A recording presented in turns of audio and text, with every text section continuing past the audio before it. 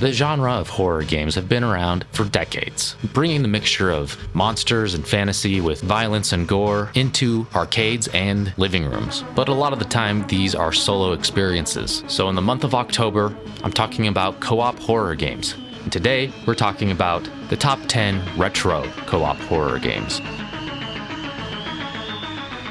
Starting with A Nightmare on Elm Street on the NES. It offers a unique multiplayer experience for up to 4 players and attempts to capture the essence of the iconic horror franchise. Players navigate Elm Street, hunting for Freddy's scattered bones, while fending off various monsters. Although the enemy designs lack creativity, the game's straightforward navigation and homage to the movie series are commendable. The sleep meter mechanic adds tension, requiring players to stay awake by drinking coffee and unleashing Dream Warrior transformations for enhanced combat. While the boss battles are engaging, they share similar patterns. Despite its imperfections, A Nightmare on Elm Street proves to be a solid NES horror game that pays homage to Freddy Krueger's legacy, making it a recommended choice for horror fans and side-scrolling gamers alike. Dark Watch successfully combines the Wild West with vampire lore in a first-person shooter that pleasantly surprises even those not typically fond of console shooters. Set in a dark and eerie atmosphere, the game's premise, where a train heist leads to the release of a vampire lord and curses the West with blood-hunting demons, offers a unique twist. With a variety of weapons and satisfying combat, players embark on a mission as Jericho Cross, joined by Dark Watch agent Cassidy, to battle undead foes. The game's controls are intuitive, and its variety of enemies keeps the action engaging. The decision-making element, allowing players to choose between good and evil actions, adds a layer of depth, even though its impact on the story is minimal. With horse riding and vehicle-based missions providing breaks from the shooting, Dark Watch offers a well-rounded gameplay experience. Moreover, the exclusive co-op split-screen mode on the PS2 version enhances its replayability, making it a recommended choice for fans of the Wild West, vampires, and action-packed shooters.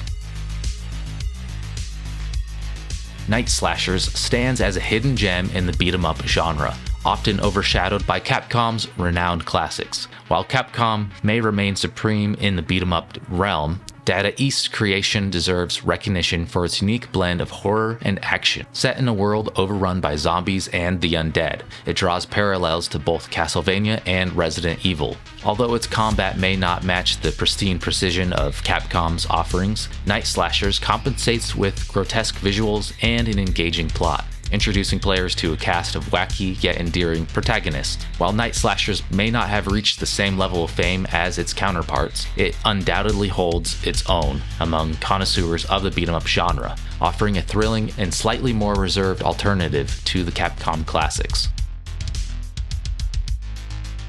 The Hunter the Reckoning series took the same dungeon-crawling gameplay of Gauntlet and Diablo and added a horror twist to it. The sequel, Hunter the Reckoning Redeemer, might just be the standout title, so let's talk about that one. It marks the return of the supernatural battle against evil in Ashcroft, and it packs some redeeming quality. This action slasher sequel brings improved graphics, introduces new characters, weapons, and abilities, and enhances the overall story in captivating cutscenes. Players can select from 5 unique hunters, each with their own abilities and weapons, offering varied gameplay style. Whether playing solo or with friends, managing your abilities and navigating the environment is key to survival. The multiplayer experience, while not groundbreaking, still provides loads of fun when played with a group. Redeemer amps up the challenge with hordes of aggressive enemies, forcing players to work together and strategize. The game shines in cooperative play, making it a must-try for fans of the series and multiplayer enthusiasts. Despite some minor shortcomings, Hunter the Reckoning Redeemer successfully builds upon its predecessor and delivers a satisfying supernatural gaming experience. All of the Hunter the Reckoning games are solid when it comes to co-op dungeon crawling. Redeemer was exclusive to the original Xbox. Horror Story for the PC Engine, CD, delivers a fantastic arcade-style co-op run-and-gun experience, reminiscent of classic titles like Contra, with a unique Japanese twist inspired by Ghostbusters. As you and a friend take on the roles of Ghostbusters armed with customizable guns, you'll encounter a range of supernatural enemies drawn from Japanese folklore. The game introduces innovative elements, such as double jumping and stomping on foes, setting it apart from its peers. While the inability to shoot diagonally may initially seem limiting, the game's level design is expertly crafted to make this restriction work to its advantage. With smooth controls, adjustable difficulty, and well-designed boss battles, Horror Story offers a satisfying gameplay experience complemented by impressive PC Engine graphics and charming sprite work, although the music is decent but not exceptional. The game stands as a solid and relatively rare co-op run-and-gun option on the platform, making it well worth exploring, whether through emulation or through a physical copy. Chiller stands as a macabre relic, offering a gruesome and twisted light gun experience. As you step into this haunted castle, the violence unfolds in an unsettling graphic manner. The game takes you through 4 different screens, each a nightmarish tableau of horror. From a torture chamber filled with writhing victims to a blood-filled chamber with chilling contraptions, Chiller spares no expense in its portrayal of the grotesque. The objective is straightforward: eliminate the acquired number of monstrosities on each screen to progress, all while battling against a relentless timer. Accuracy is key, as missed shots result in time penalties. While the gameplay may be somewhat repetitive, the sheer shock value and graphic detail of Chiller, for the time, make it a memorable experience for those who revel in horror-themed games.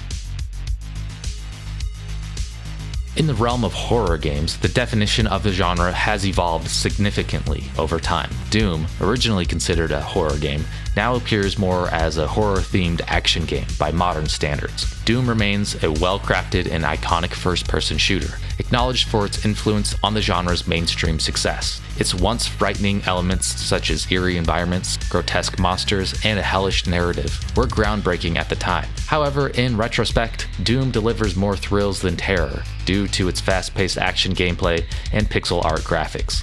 All that being said, Doom still offers some horror-themed elements. For the most part, the original versions of Doom did not offer local co-op gameplay. You typically needed some kind of system linking, either through PC or the PS1 version or the Atari Jaguar version, and the Sega Saturn version all had system link. And later on, the Game Boy Advance offered a portable linking version as well. There are plenty of modern versions of Doom that offer split-screen co-op, but the version that I want to recommend the most is called Doom Resurrection, and this is a recreation of the Sega 32X version that offers split-screen co-op, improved graphics, added levels, and a number of other improvements to the 32X version.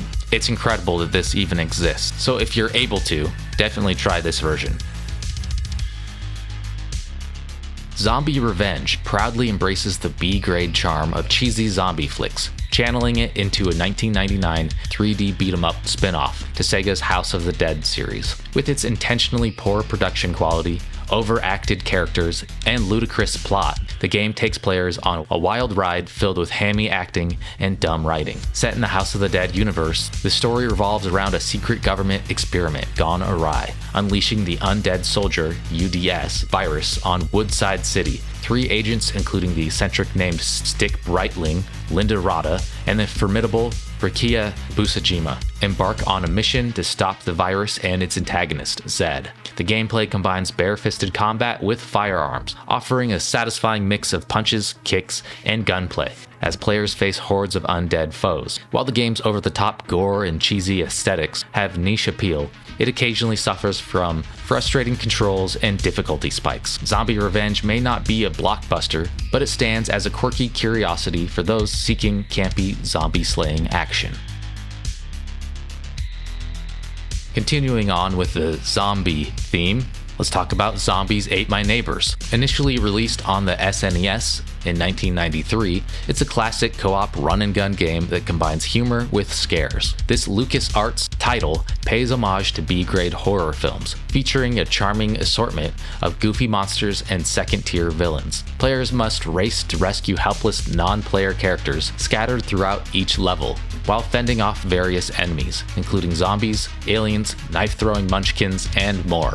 The game's cooperative mode enhances the experience, allowing friends to join the zombie hunting fun. Zombies Ate My Neighbors offers a wide array of weapons, from a squirt gun filled with holy water to exploding soda cans and even a bazooka, ensuring plenty of variety in dispatching creepy foes. Despite some minor drawbacks, like a diminishing neighbor count and the challenge of locating hidden neighbors, its enduring appeal and unique blend of humor and horror make it a must-play classic, and it's still considered one of the best co-op games of all time. Stubbs the Zombie and Rebel Without a Pulse made a surprising return with a remastered version on modern platforms. For a while, it was an exclusive to the original Xbox, and I think there was a PC port as well, actually. The game's core gameplay revolved around turning enemies into fellow zombies, offering an engaging experience that gradually loses its charm due to some repetitiveness. The addition of a possession ability and unique attacks adds variety to combat. The game manages to retain some of its original appeal, making it worth revisiting for those with fond memories, even if it falls short of modern gaming standards. But the game is much better when you play it in co-op. The Typing of the Dead is a delightfully offbeat, first-person typing action game that showcases its age but delivers unexpected fun. Originally born on Sega's Dreamcast in the year 2000, this game combines typing skills with zombie-slaying action in a hilariously absurd storyline involving a mad scientist zombie army. This is basically the same game as House of the Dead, but you use a literal keyboard to type and kill zombies. I don't know how that works. You don't need to understand it. You just play it and it's fun. It kind of plays like one of those educational typing games, but it's zombies, so it makes it way more interesting. As you frantically type words and phrases to fend off waves of undead foes, the gameplay becomes surprisingly thrilling, especially when confronted with multiple challenging phrases. While the graphics and sound may feel dated, the game's brisk performance ensures a smooth experience. The campy voice acting adds to the game's charm. And just seeing your characters stand there with a literal Dreamcast strapped to their back and a keyboard in front of them typing is something that will never get old for me. I really want to cosplay as these characters. They are so f***ing weird. It's a must play for anyone that's a fan of campy horror. What are your favorite co-op retro horror games? Let us know if there are any that we missed. And if you enjoyed this video, watch our Sharing the Screams video where we talked about 5 couch co-op horror games. Thank you for watching.